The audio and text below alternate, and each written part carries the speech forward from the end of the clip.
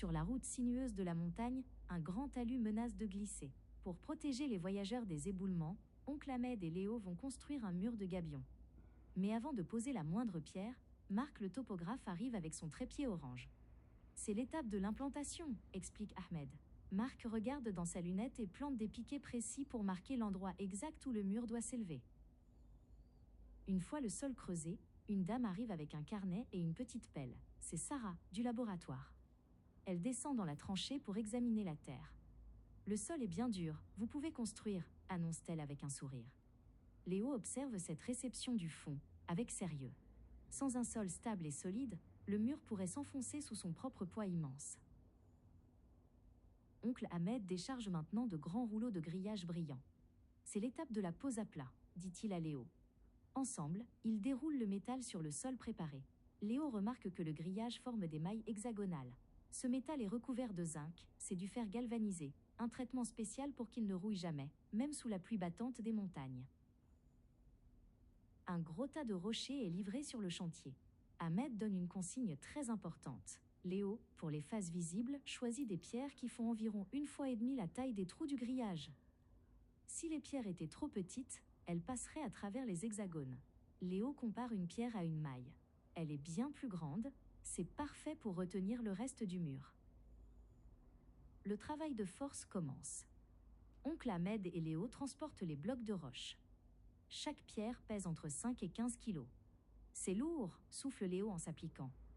Oui, mais c'est ce poids qui rend le mur indestructible, répond Ahmed. Il commence le remplissage en rangeant soigneusement les plus belles pierres contre le grillage extérieur pour que le mur soit bien droit. Une fois les pierres bien empilées au centre, il faut relever les faces du grillage. Oncle Ahmed et Léo tirent sur les côtés du grillage plat pour transformer le tapis de métal en une grande caisse rectangulaire pleine de roches. On dirait qu'on emballe un cadeau géant pour la montagne, s'exclame Léo en voyant la structure cubique prendre forme sous ses mains. Pour que la boîte ne s'ouvre jamais, il faut faire de la couture de fer. Ahmed sort une bobine de fil de ligature en fer galvanisé. Il passe le fil dans chaque maille pour attacher les bords des panneaux entre eux. Léo aide son oncle en tenant le fil bien tendu. Ahmed utilise ensuite une pince pour entortiller le fil et le serrer très fort. La première caisse est maintenant remplie et stable. Oncle Ahmed et Léo tirent sur le dernier panneau de grillage pour le rabattre par-dessus les pierres, comme un couvercle. Un dernier nœud de fer, et ce premier gabion sera fini, dit Ahmed. La cage est devenue un énorme bloc de pierre lié qui ne craint ni le vent, ni la tempête, ni le temps qui passe.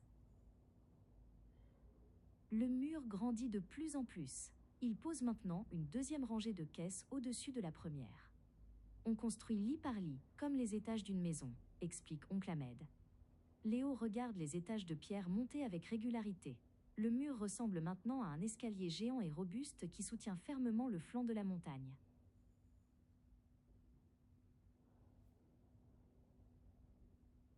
Le mur de gabion est enfin terminé. Il est long, solide, et surtout, l'eau de pluie peut passer librement entre les pierres sans rien abîmer. La route est désormais en sécurité. Oncle Ahmed pose sa main sur l'épaule de Léo. Beau travail, petit bâtisseur. Léo sourit, fier d'avoir dompté la montagne avec du fer et des pierres.